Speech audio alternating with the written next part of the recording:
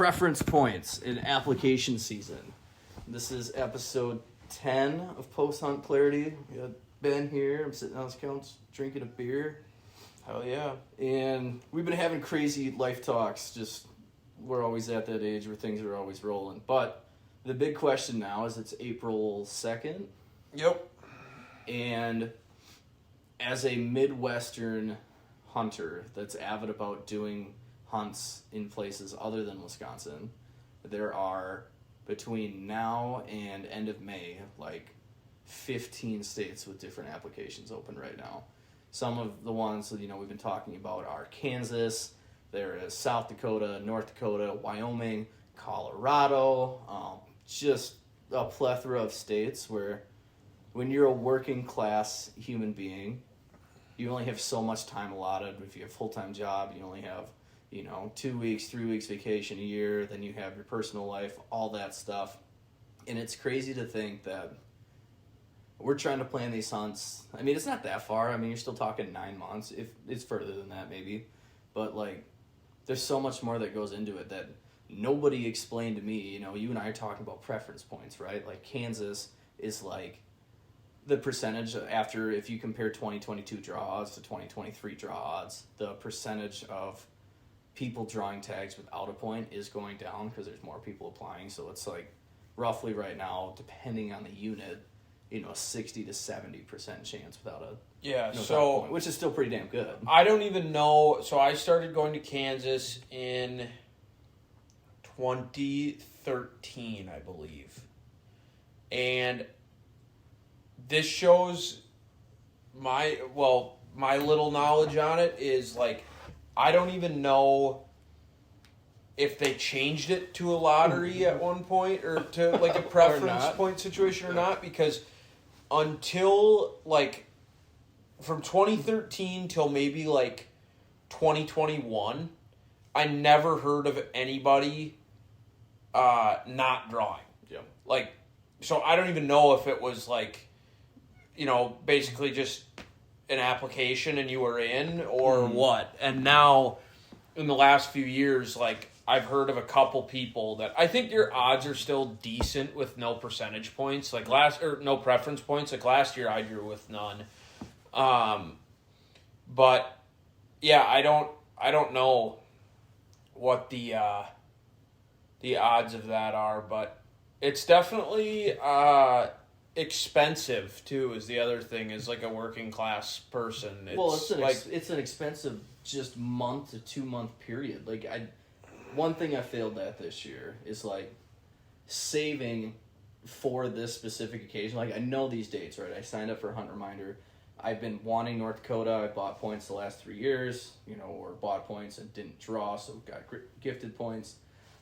I'm okay, I know I'm applying for this, and then somewhere along the road, I'm yeah, I'll buy a point here and then apply for this next year. So now I got, my hands dabbled with, different amount of points in different states, and I'm okay, I want to do this hunt, and this hunt this year. We'll look at the application dates, and it's oh shit, they're all April through May.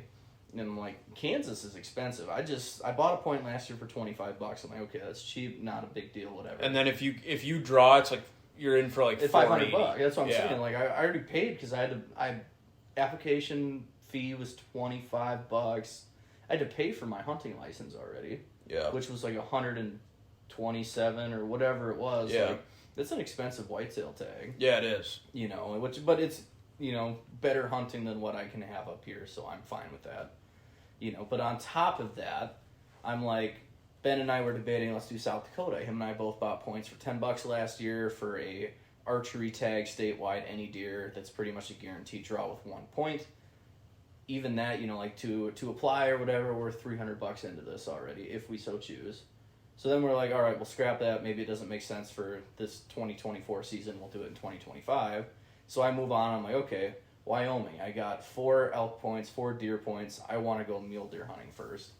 And it's $50 per point, per animal pretty much. So I'm I got, 8 total points. I'm $400 deep already. So let's go mule deer hunting. To apply and get that tag, that's $500. I'm and all this money's coming out at one time. That's 2 states. Then my ass wants to go to North Dakota because I've been trying to draw this tag for 2 years now, which isn't a crazy expensive tag, but still another $300 on top of that. I mean, like, we're talking about dropping over $1,000 just to buy tags 8 months and 9 months at a time. Like, it's just wild. Yeah. And so we had talked about, I mean, we were both pretty hard set when we started talking about it, which, granted, that was like, what, December? Yeah, just South Dakota. Points were still on sale. We were like, okay, we're going to buy this preference point so we can for sure go in like October next year. And we just kind of started looking at it and like decided it didn't make sense. And then like my family has been hard set on like my uncle and grandpa have gone to Kansas every year since like 2010 probably roughly. And this is the first year. I was just on the phone with my uncle today. He's like, I think I'm just going to buy a preference point this year because I've got some good pieces to hunt up here, and I'm gone for the rut for them every year, and like, I don't know that I want to go. So my plans have kind of shifted a lot. I'll probably end up buying a preference point for Kansas is the way I'm leaning right now, and I don't know. Gabe and I have discussed like South Dakota. We don't know really makes sense for us this year anymore. And so I've started buying, I actually got them today, freaking $170 for preference points in Colorado.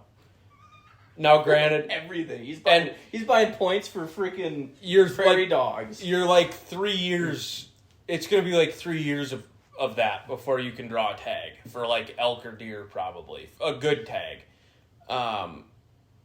And so I bought elk, deer, moose, bighorn sheep, mountain goat, and pronghorn. And so, I don't know, I'm going to just start trying to rack up some points and hopefully do a pretty cool hunt here in the next 5 years. Because really, other than Kansas, which is the same style we hunt here, I mean, it's bigger farmland, but I've never been on a hunt that's that crazy. But I don't know, now we're talking about maybe we just say, for lack of a better term, fuck it to some of these states we have to apply for so far in advance, and maybe we just do like a over-the-counter tag that we can plan a little bit more last minute somewhere, and just try to make a cool few days out of it. And I've decided that I'm going to be a little bit more picky with what I do or don't shoot this year, and so I don't think I'm going to run the risk of using a tag in state here too soon in the year like I did last year where I would have had to be done hunting second weekend in October. Yeah, because then you're stuck.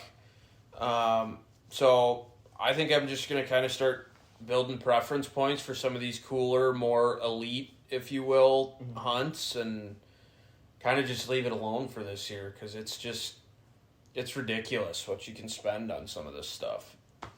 I feel like this is just a crazy rabbit hole because we're talking points to cash in on this year, but like there's some guys, like you look at Hunting Fool and Eastman's Hunting Journal, like Western guys that are used to, like they were born into knowing about preference points. That's not a thing for us here, unless you do your own research. Where these guys are getting points in a bunch of different states. I mean, they're talking Utah, they're buying points in New Mexico or wherever, maybe not New Mexico, but Arizona, like all these other states. And I'm trying to plan hunts and like figure out, I want to do these states this year because I think I can draw, and then I'm like, but if I buy more points, or as I accumulate more points, then next year I'll be able to do these states. So you talked about this year, I'm very confident in the North Dakota archery tag. I'm going to draw that Wyoming. It's going to be a general tag for mule deer. And then Kansas, I bought a point. I shouldn't chalk it up, but I'm chalking it up that I'm going to draw that tag. Yeah. 3 hunts, cool. That's this year plus Wisconsin or whatever I do on the weekends, Minnesota. Like that's a lot of hunting and probably a lot of tags that probably get burned. That's just my history. Then you look forward to 2025, and it's like, okay, Wyoming. I want to elk hunt. The issue with Wyoming is like my parents, my dad, his brothers did this when they were my age, right? They graduated high school. They elk hunted between 18 and 24 years old. Like, my dad hasn't elk hunted since he was 24 years old, which is crazy because I've never had a tag in my hand, and I'm already 24, almost 25. And, like, I was talking to him when he was over at my house for Easter on Sunday, And I was like, yeah, I want to go, to Wyoming next year. He's like, yeah, let's go. Let's just go get tags. I'm like, you can't just get tags. He's like, what do you mean? He's like, out of high school, we just went over there and bought a tag and went hunting, And I'm like, no, you need points now. He's like, well, how many points did it take? 1 year, 2 years to get a tag? I'm like, general elk tags, like, I'm looking at the draw stats from last year. Like, it's like shaky on 4 points if you can draw an elk tag out there. Like 5 is for sure general elk tag, but that's like shitty units with crap ton of people. If you want like really good units, I mean, they're anywhere from 12 to 17 points. Like, you're trying to tell me that people are really planning on waiting 17 years to go on hunt? Like, for me right now, let's say I don't cash in those points, buy another one right now. I get 5 elk points. I still have another 10 years. Like, I'm 35. Then I'm like, okay, I'm going to go on this hunt when I'm 35 or 36, 37. I don't know where I'm going to be in life. You and I were just talking. You have no idea where you're going to be. I mean, I could have kids. I could be having strokes. I get cancer from eating Red 40 and a bunch of colored cereals. Like, I have no idea. Yeah. No, and it's a shame that, like, and I understand what, like, these state DNRs are trying to do, right? Like, you've got a state, like, from what I've heard about Colorado, like all these general units and stuff where you can still buy over-the-counter tags, they're just kind of hunted out. Like, yeah, you're shooting rag bulls or you're shooting smaller mule deer with the occasional good buck, but it's majority. Yeah, and it's so I understand what they're trying to do is like they're trying to weed the people that aren't dedicated to it out, and they're trying to, maybe generate a little bit of additional income for the DNR. There's a lot of income. And they're trying to help the herd. The problem is, like I just said, I literally had to buy, to be able to purchase preference points in Colorado, I had to buy a small game license, an annual small game license for Colorado, which is $100 for a non-resident person. Then they tack a like $12 stamp on there. So you're at like $112, and then it's $10 per preference point. So you're like, well, I might as well get all these preference points of anything that I think might be interesting to hunt at some point, because it's only an extra $10 per. Well, pretty soon, by the time I was done, I was at $170 just to buy preference points. And then, so you think about that, like I was saying, I'm probably going to have to do this for 2 more years before I have a chance of drawing, and I have no idea, but that's one of the 5 preference points you bought too. That's what I'm saying. Yeah. The year you're like, let's go on an elk hunt. Yeah. Then I'm not going to mule deer hunt. Guess what? You're still going to buy your mule deer preference points so you can have a better chance at next year. Yeah. That's just, it sucks you in. So let's say for the next 2 years I buy preference points, and in 2027 I apply and I draw my tag. So before I even applied for the actual hunt and draw my tag, so before any of those charges, I spent $510 just accumulating preference points for one state. Yep. Like, that's stupid. I understand what they're trying to do, but it's just, like, it's ridiculous. Even Kansas now, it's $25 just for that preference point. Yeah, like, which sucks you in. So you're like, oh, that's not bad. Yeah. And then you go to apply, and it's like, oh, shit, I got to have $500 some ready to go, and that's just the tag. Yeah. Like, that you don't even think about, I gotta drive there, the fuel costs, like, am I staying in a hotel, am I camping, and like, that's the reason I pitch a tent everywhere, cause yeah. I can do these trips for... I'm totally okay with, like, the trip itself being expensive. That I expect. Like, I don't expect to be able to drive out there for $0 and stay somewhere for $0 and not have to eat, and like, that I'm fine with, but the fact that you are starting to spend, like, I was looking at Montana a little bit this year. $1,000? Yeah, it's like $1,000 just for a tag. I mean, the odds are better though. That's where they get you. Because you can hunt every other year in Montana for an elk or a mule deer. Yeah. Based on how their draw odds are. But in respect to that, okay, so wait less time, pay more money so you can hunt more often. That's where they get you, Yeah. And I'm okay with that if that's, part of the flip side of that is, like, you need to make sure that you're really okay with spending that money. But I think it's crazy. And maybe it's just because you and I are young and, like, we're not 45 years old and haven't had 20-some years to accumulate just a bunch of extra money sitting around. But, like, it is kind of ridiculous. The other side of that is, like, okay, my dad's 50, 51, 52. He hasn't been buying any points. Like, he did all the stuff you and I are talking about when he was our age. And then all of a sudden, you know, he had wife and kids, and you and I just got done talking like, you know, do I hunt now? You know, spend a bunch of money, you know, that I'm kind of on the fence about spending and enjoy that stuff, or do I just work, get a good job so I can be rewarded when I'm in my 40s and 50s?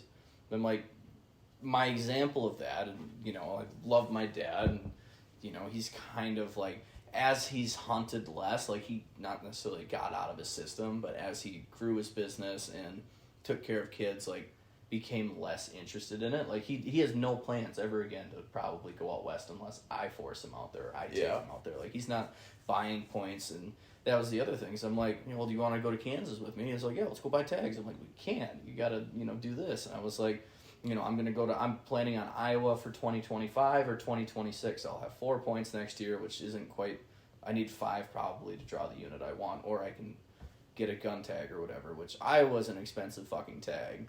$68 per preference point. For the unit I want to draw is 5 or 6 preference points. So I'm like, then the tag after all said and done is about $900. I'm like, just for a whitetail, dude. Like, Yeah. Now I understand why guys are like, well, you know, you go to an outfitter in a, you know, over the counter state for $4,000, $5,000, whatever, and kill a deer every year. That's pretty good. Granted, I'm not huge on outfitters just because I feel like your hands getting held, but you know. My cousin Austin, for example, his Wyoming, 17, 16 preference points. Do the math on that. $50 a point for 17 How years. many did he have? 17. He had max points. Holy shit. So he's, how old is he? 29. He'd put it in since he was 12. Wow. Because he wanted to draw the number one unit that his dad hunted, you know, with my dad, Unit 22 in Wyoming, which is there's like 1 to 3 tags that they sell to non-residents each year. And it takes max points every year. So he wanted to draw that tag. Well, finally had enough points, and at this point, like, he's working so much. Like, he was focused on his career. He's with Xcel Energy. He's a nuclear power plant engineer. Like, he's, like, busy. Makes a lot of money. Obviously, he got a little bit overweight, and then, like, you apply for that elk tag in January, and then you don't get to hunt until the following year. So you have 10 months before you hunt. Found out he was successful, I don't know if it was April or May or whatever it was, end of May, June. And he's like, oh, I got 3 months to try and get in shape. Didn't get in shape. And then we were like, he's never picked up an elk call. He's never been to the mountains before. So he's drawing this once-in-a-lifetime tag. Yeah. You know, or debated drawing this once-in-a-lifetime tag. But had no experience. So I'm like, let's figure out something different. So before he drew, I made some deal with an outfitter through my business saying like, hey, you know, my cousin's got max points, you know, can we work something out? And he's like, if your cousin's got max points, I'll let him hunt at the outfitter for free. Which, not saying it was a scam, like, because Wyoming, you can do it, what they call generalizing points, which means, like, if you apply as a group, basically they take... The average? Yeah, the average amount of points between the people. So the unit we ended up hunting was a general tag, which only takes about 6 points to draw. So basically, by him going to that outfitter, what that outfitter did is they took his 17 points and got 3 other people, full price paying customers, at that outfitter to hunt. So that's why they let him hunt for free. He burned that tag. We hunted the outfitter for 6 days. Not a chance at even an elk over 240 inches, which is a fucking rag bull. Like, it's a tiny bull. And he's devastated. I mean, I don't think he's going to hunt ever again. Like, that trip fucking ruined him. Oh, he's really? Like, he just doesn't care anymore. Like, he basically lost it on the mountain as far as, like, not, like, lost it, but I feel like as we hunted, like, you could just see his, like, drive and, like, disappointment. Like, he's just sad. And then on that ride home, it was kind of shitty because I'm like, I feel you. I mean, you waited 17 years to go on your elk hunt. So much has happened to you in 17 years, like, physically, life-wise, between your job and how much time he could take off. Like, he had the opportunity to go back to the outfitter for free again during gun season, because we went in September for an archery hunt. Gun season was 3 weeks later in October, and they're like, okay, you'll for sure shoot one with a gun. It's not, you know, it might not be big, but we'll get you a bull. Well, he wasn't able to come back because of work. So it's like, you know, he spent whatever on the tag, $1,000. I mean, he had well over $1,000 in preference points. I mean, thank God he didn't pay for the outfitter, but we tipped the guide, you know, which is $500 or whatever, plus fuel expenses, and I'm like, it's 17 years down the drain. Yeah. Just, yes, he got to experience it, but I'm like, I don't necessarily want to do that either. Like, because we went on that hunt, that's the reason I know I don't want to wait 16, 17 years to go hunt. Yeah. Because if I'm going to burn a tag, I'd rather burn it on 4 or 5 points than burn it on 17 points. Yeah, but I mean, on the flip side of that, like, I don't know. I don't want to say anything negative, but I feel like there's some better preparation that maybe could have went into that. For sure. And I knew that. I'm a different, in the most uncocky way I'm trying to say this, like, I'm a different specimen than the average person, I feel like, when it comes to being knowledgeable on what has to go into something. Like, prepping for these hunts, like, doing my research. I mean, he'd never e-scouted the place we were going. I mean, he hardly knew how to find it on Google Maps, which is, it's his thing, you know? Like me, I'm planning on an elk hunt 2025. It's 2024 right now. I've been sitting on Onyx, like, I'm late to Ben's house tonight. He's texting me where I'm at. It's because I'm sitting on my computer on Onyx full screen comparing the Wyoming website hunt units to, like, wilderness areas and where I can draw. And I'm like, I'm looking at places to hunt 2 years down the road. Like, it almost makes no sense. But at the same time, I'm like, I just know that, like, I'm tired of burning tags. Like, I want to do my best to increase my odds and percentages as much as I possibly can when I go on these trips. So it feels better coming out of it. Like, you talk about, you know, there's the effort in the hunt, there's the physical, you know, side of things you got to put yourself through, there's a mental side of things you got to get through to feel accomplished, and then, like, on behind the scenes, you and I just got done talking for 15 minutes about the funding and the time that comes into this stuff prior. So if it takes you, and you're talking about $170 a year for Colorado, even if it takes you, let's say you get one in 3 years, you get a tag. Like, 3 years, sure, it's not a lot of time, but it's a fair amount of time, plus all the money you put into. Like, you're telling me you're going to put all that effort, money, and time into this trip to not prep for it? Yeah. Like, it doesn't make sense to me. Yeah. And what's ultimately hard, too, is, like, I don't even know that Colorado's a state that interests me all that much. Yeah, that's why I've never bought a point there. But I don't want to look back in 10 years and be like, man, I wish I had this really cool hunt I could go on, because now I can afford it, and, you know, I've got the time this year to do it. And, like, I applied for a mountain goat hunt. If somebody came up to me and they're like, here's my free mountain goat tag for this year, and here's the hotel reservation I made and I'm going to pay for, and I'll pay for your gas to get out there, I don't know that I'd be that excited about it. Oh, like, dude. Yeah. I'd probably get out there and be like, okay, this is a freaking ball. Like, this is awesome. Yep. But just the thought of, like, going and shooting a mountain goat, I'm like, that's just not that exciting to me. Mm-hmm. Or going and shooting a prong. I don't even know what a pronghorn is. An antelope? Oh, okay. Little orange and white belly thing. Yeah, okay, yeah. I know it. I've always heard them called antelope. Yeah, pronghorn antelope. Fun fact, pronghorn antelope. It is the oldest living mammal species in North America. Yeah, I don't doubt that. It has not, like, whether you believe in evolution or not. I don't. I was on, when me and my buddy Joey were out in North Dakota and we saw those, he had told me that and was like, this is the one species over time that has always been the same and remained the same. And it's crazy how they're still here, and it's because of their speed. See, and I don't... Speed goats. Yeah. I don't understand. Like, pronghorn... I've had no desire. I've heard it's cool. My uncle shot one at 95 yards with his bow a couple of years ago. And, like... I better write time closer. Another fun fact. Somebody told me the fact that he was even able to do that hunt with a bow is unbelievable. The success rate for an art, like South Dakota, for example, is probably your number one state for guys archery hunting pronghorn, because you can get a tag every year.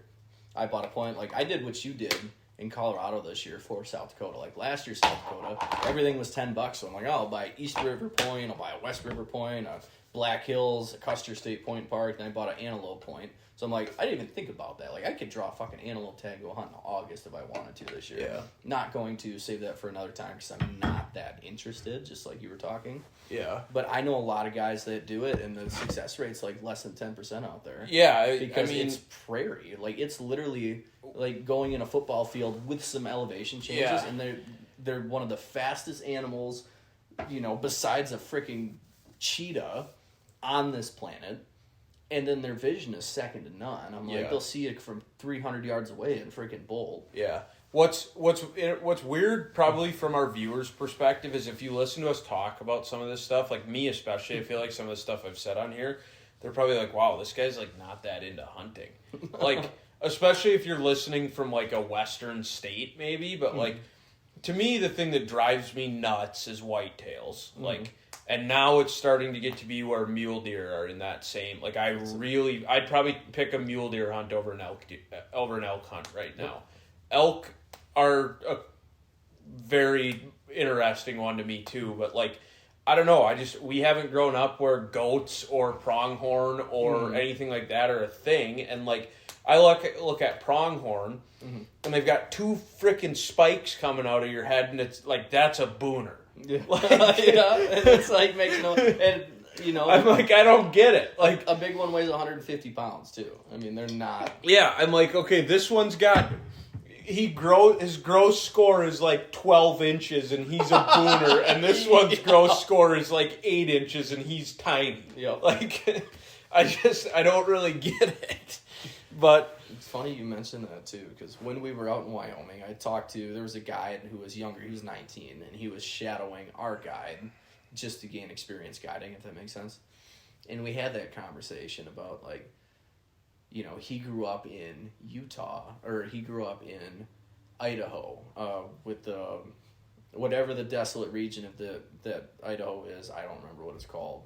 For some reason, I'm thinking George Floyd, but that's totally not the whatever it is. The Frank Church, that's what it is. Frank Church, like, most desolate place in North America in the Rockies as far as like primitive location. That's where he grew up hunting, and he's like, man, I love mule deer. He's like, I like, you know, trying to shoot cats, you know, black bears, you know, all this other unique stuff that I've never really hunted. And he's like, well, what have you hunted for? I'm like, I've tried mule deer, never killed one. I'm like, I've killed whitetails. And that was like instantly, like, I've never had a desire to shoot a whitetail. he said that? Yeah, that's and most of the guides out there, same thing. Like, they would care less to ever travel east and shoot a whitetail. I think there's something for like Midwest hunters about mule deer. Mm-hmm. Let's just take mule deer versus whitetails, because he grew up hunting mule deer. In like the fact that you're hunting them from the ground. And I think to those guys, they get used to, like, my girlfriend's dad hunted elk in Colorado a lot.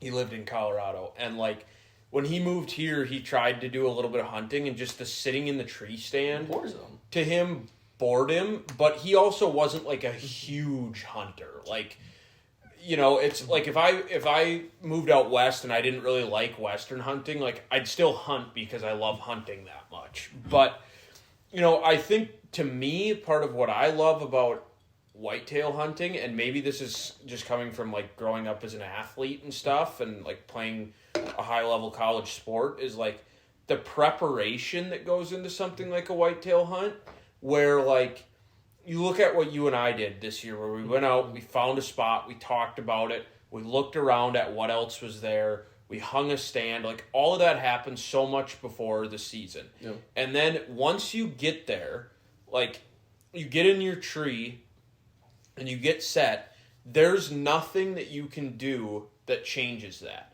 Yeah, there's the guy that has random luck on his side of, like, he's in a shitty spot and a big buck just happens to walk by during gun season or whatever. But, like, if your preparation sucks and you don't pick the right spots and stuff, you're not going to have a successful season. Whereas western hunting, your preparation comes more in the getting in shape and shooting long distances. But, like, when you're actually on the ground hunting, if you're not trying, like, if what you're doing isn't working, you can call an audible because you're moving so many miles that day anyways. And, like, I think that there's probably just a that's where the distinct difference of those two styles of hunting come in that a lot of people might not necessarily talk about. That I think, like, is probably, or would probably, like, flip a switch in those guys' heads once they tried it, you know? Sure. Of, like, if they looked at it from that perspective, it's important to, the devil's in the details with both of those kinds of hunting, just in different ways, I guess. And you and I talked about it a couple podcasts ago, about, we were talking about different variable factors and stuff, and we had mentioned about why I have this, like, eager urge to go spot and stalk a mule deer, and it's because I did it once, and it caught on fire with me. Partial reason, which vice versa on the Western guy's side, when they think about, other stuff, is like, I grew up whitetail hunting. That's all I ever knew. That's all I've ever done is sit in a tree stand, sit in a tree. You sit in a tree stand, even with all the prep and blah, blah, blah. Like, yes, you're the whole point of doing all that stuff is to increase your odds at that encounter, increase your odds at seeing a big deer. The fate, once you're up in the tree, there's nothing. I mean, it's up to God and the deer for it to walk by you, like, pretty much. That's where I'm like, Western hunting for me, I feel like I have more control of the reins versus, like, okay, I'm sitting on a glassing knob or I'm walking, I see a deer. If I was whitetail hunting, guess what? I'd be stuck in that spot praying that that deer happens to walk by me. But when you're on the ground and you're out west, like, you make the moves. You're calculating your stalk. You're doing, like, I feel personally like you're just so much more in control of how that animal gets killed, and it's just a big methodical process about, getting from point A to a successful hunt. Yeah. And because I don't do that with whitetails. Like, I'm not, you can try spot stalking here in the Blue Hills. Good fucking luck. Like, there's too much noise. You can't see. Like, it's merely impossible. But when you go out west, and that's the style of hunting, I mean, one, it's new. That's why I'm crazed about it. Two, like, it's just so different to me, and I freaking love it. Yeah, and I feel like there's two, like, on the Western side of things, one of the ideas that I love is, like, the fact that you're kind of accountable for, like, what happens, because it is probably more in your hands. But part of the thing that keeps me so into whitetail hunting, I guess we'll just call it, is the fact that anything can happen at any time in what I know of whitetail hunting versus mule deer hunting.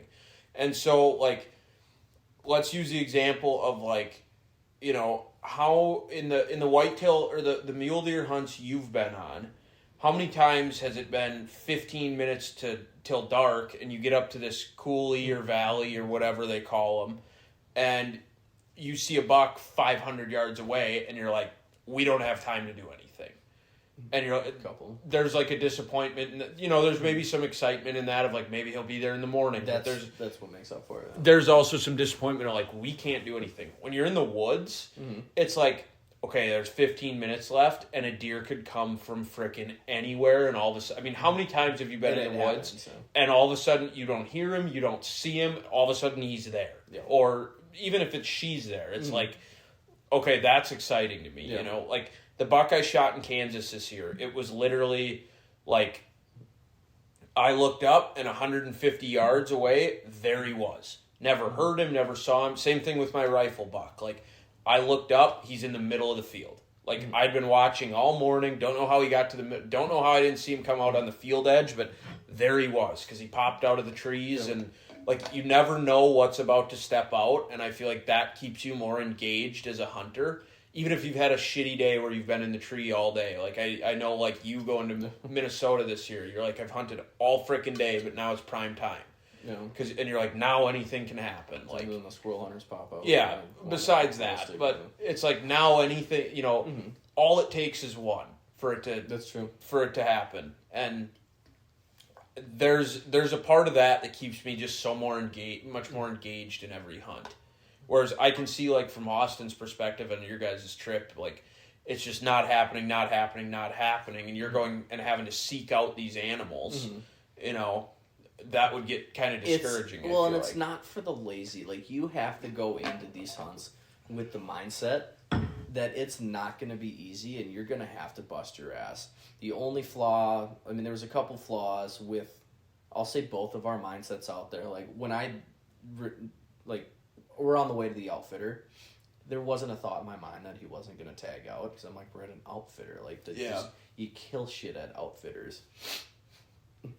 But it's like, and he had the same perspective, like, we're in a good unit, we're on private land, like, I got a guide with me, we're on, this outfitter, they shoot, most people, like, they had like an 85% success rate, like pretty goddamn good. You know, and he went in his head that was the other shitty thing. Like, the first morning, I mean, that was his best encounter with an elk, was the first 15 minutes we were there. You know, we got out of the truck, they were bugling, we went all through this stuff. I don't know if it was the guide or if it was Austin, but they ended up caught us moving. I mean, there was like 3 bulls and a herd, like, I had like 40 cows down in this valley, and we were within 100 yards of them, and blew it right away. None of us had experience. Like, yes, we moved, blah, blah, blah, whatever happened. We're like, okay, like, not a big deal. It's a first of 5 mornings or 5 days. Like, first 15 minutes, like, if this is how this trip's going to go, it's going to be fucking awesome. After that, it was a struggle. I mean, we put on 15 miles that day. Yeah. And not another encounter with an elk that, like, we heard bugling. We never saw, you know, anything close that we could shoot. It was like that the rest of the trip. And it was just one of those things. I think that's why it was more disappointing, is because we went into the trip thinking, you know, this is, like, we have this thing dicked. Like, it's literally pulling candy from a jar. And it was not the case at all, which is what led to more disappointment. But what's been helping me out west, like, I've been out there now a few times, whether I'd filmed out there twice, I'd hunted myself 3 times now out west. I'm like, it's not easy. Almost 90%, every shot opportunity I've had has been on the last day or second to last day of my trips. Every time. Now, granted, it's the other reason I like going out west. I've had a shot opportunity every time. Every time I've gone out west, I've fired an arrow. No mule deer. I shot one through the neck, didn't find it. I had missed 2 mule deer the year before, but guess what? I still want to go back, because I'm like, I've gone so many seasons in Wisconsin in a tree without a shot opportunity at a buck. Like, and I'm not like, I almost every year I probably could have shot a fork or a spike, but I'm talking like 125-inch deer is my goal. Even 120, like, that's probably the best deer I could have shot this year was maybe 130, and I was on my boss's lease, so I'm not like chalking it up. But I've had so many years in this state where I bust my ass, like, I do some prep work, and it's just, that's how hunting goes. I mean, it's just the luck of the draw pretty much. And the hard part is, like, in a state like Wisconsin, and I don't know how other resident states work as far as tag prices, if they're comparable, but I gotta think we have one of the cheapest resident tags. Yeah, I mean, we do. You can get everything you need for 20-some bucks. Like, it's probably one of the best states to live in to get into hunting, and exclude the southwest part of the state, like your Buffalo County area, Trempealeau County area. Like, it's probably one of the worst states to, like, be an above average hunter and live in. Like, I know to want to shoot. Well, you were there. The guy that found my deer this year, he's like, now this guy's a bit of an extreme circumstance because he's done well for himself, but, like, he's like, I'm not hunting here anymore. Yeah, like, I'm planning a few like week-long trips a year that are just like what I'm going to look forward to, and I'm not hunting here anymore. Like, guys are tired of being disappointed. I get that. Like, if you're content with shooting whatever walks by, meat on the table, brown is down, this is the state for you. Yeah. Because I've moved other places and I've hunted other places, and I'm like, my network of guys in this industry is insane. Like, there's so many guys that I aspire to be like that are consistently shooting big deer. And I'm not saying like 160s, 170s, but guys consistently shooting 130-inch deer or better, but they're not in this state. So when like I talk to them, they're like, oh, I don't understand. Like, how do you not shoot 130-inch deer in your state? I'm like, dude, it's fucking hard. Yeah. Like, where I'm at, unless I want to drive 3.5 hours south every weekend, which I'm not going to do. And where are you going to go? That's what I'm saying. Try to find public land in Buffalo County. Yeah, there's one swamp, and then there's the Tiffany Bottoms, but it's like, it's the only people that don't own land down there, I guess, where they're hunting. Like, it's still public land. It's hard, but that's why I just, like, I was spoiled, and my opinion totally changed when I was 21 years old and I moved to Missouri, because I went on public land, archery only, giant chunks where there was managed food plots, there was good oak ridges, water sources, and we'd see 120-inch deer almost every sit, and we're passing them, and, Kyler and I messed up. Like, the first 2 weeks of season we were there, I mean, we had, 130-inch 8-point at 35 yards, and, like, on video we're like, no, we're going to pass it, we're going to shoot bigger. And, of course, then things happened that year. He ended up burning his tag. I shot a 132 out of that same spot, and he never got back out there. But it's like, we saw deer, dude. It was awesome. Every sit we looked forward to, because it's like, not are we going to see deer tonight? It's like, how big is the buck we're going to see tonight? That was the mindset we went into. Is like, we know we're going to see deer. We know we're going to see a buck. How big is it going to be? Yeah. Well, in Missouri's probably, like, you look it up and it's not one of the best rated states. It's up there, but from what I've heard of guys that have actually hunted Missouri, it's like probably the best state you can hunt in the country for whitetails. For over the counter tags. That's the thing, and it's the same thing. Like when I was a resident there, and I talked to other residents, and be like, there's too many goddamn non-residents here shooting 120-inch deer. They need to let them grow. Missouri, you don't see a lot of 180 to 200-inch deer.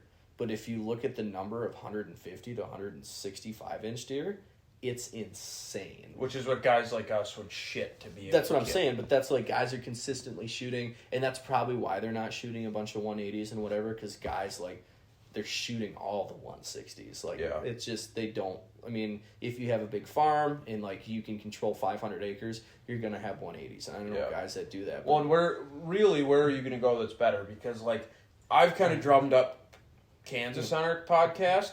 I think while I was sitting in a tree, I think I shot my buck on, was it Wednesday night, I want to say? I don't remember. Of our trip. We left on a Saturday, and we came back on Saturday, and I think it was like Wednesday night. Yep. And I think I had a doe tag, so I ended up sitting, and I think I saw like 15 different deer. The entire, I think the next morning I burned. I didn't sit. I slept in. And other than that, I sat every hunt, morning and night of the trip. And I think I saw like 14 or 15 or 16 different deer from a stand the entire time we were there. Like, yeah, you've got a good buck to doe ratio, so your odds of killing one are still good, but it's not anything crazy. I mean, if you're going there to see a lot of deer, that is not your state. Okay, maybe Iowa's up there in the conversation with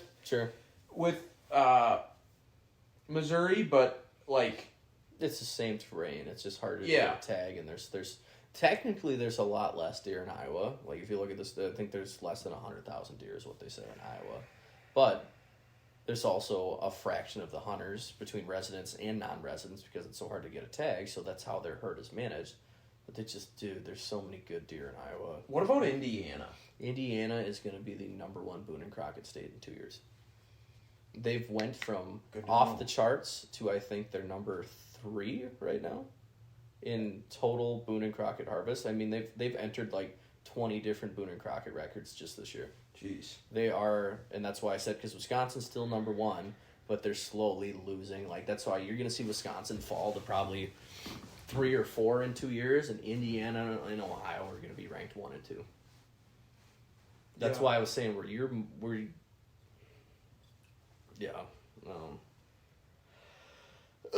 my fiance's family's from, just within an hour of there. I mean, you got 3 different states to choose from. That area, in fact, I'll segment this actually.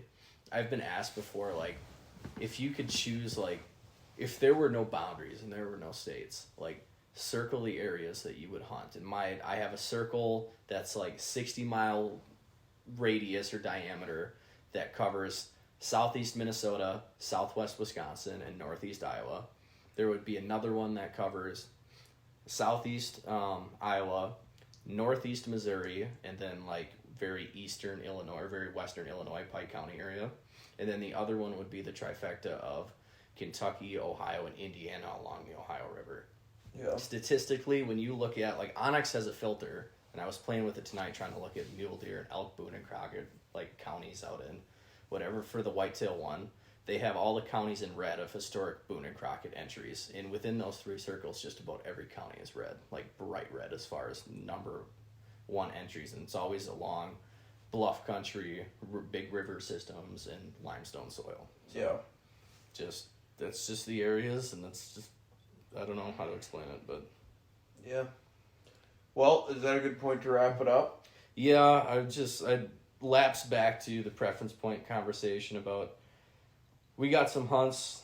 I got to figure some things out. I mean, there's states we didn't even talk about. Like, I had bought my first 2 mule deer hunts were in Nebraska with a buddy, Colin, who lives in the very southwestern portion of the state. which as of this year, they changed to a draw system. You can't buy over the counter for that unit. So, like, I had to buy another point out there. It takes 2 points to draw. Now it's, if you draw the tag, you can shoot it with a bow or a gun. Like, you just hunt all year. You know, so next year, I'm looking at North Dakota archery, Wyoming for mule deer, Kansas for sure. The following year is, like, I could antelope hunt South Dakota for sure. I can mule deer hunt South Dakota for sure. I can elk hunt Wyoming. I possibly draw Iowa. I'm like, I could even with 2 points draw that Nebraska tag. I'm like, now I have so many options. Yeah. I'm only going to do 2 or 3 the following year. And then guess what? Now I have more points than the other states I hunted 2 years ago. So I'm like, I feel like I'm going to be stuck in this. Sorry. You're good. Never ending cycle of like trying to figure out where to hunt, and it might bug me like crazy because I'm like, which will be a good thing, like as long as I always have options, like okay, because I have this many points in this state and this many points in this state, next year I'll do this, the next year I'll do this, and so on and so forth. Yeah. And that's why I don't think that's a bad thing. no, and that was going to be my turnaround message here to people listening is like, even if you don't think or can like fathom or contemplate going on a hunt in the next 2 years, I suggest just start accumulating points in as many states as possible with tags that you may ever be interested in hunting. Or even just like, you're getting a phone call. Even just like easy states, like what you and I did. Like it was literally $10, no extra expenses for us to get South Dakota, and now we can go hunt there. Yeah.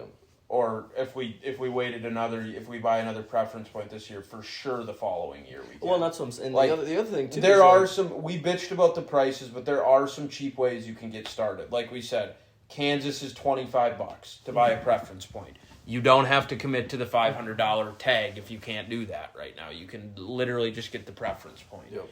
So if some of these sound interesting to you, start doing research. I will say they make it a biatch to research. I mean, it's like a full-time job trying to keep up with these states. And all the different regs and application time periods and just... Yeah, and what zones you want to hunt. But some of them aren't so bad, and just start looking at it little by little and making your applications or buying your preference points. And so to end on that, I guess I will say the only other thing to keep in mind is that we're talking about statistics for 2023 going into 2024.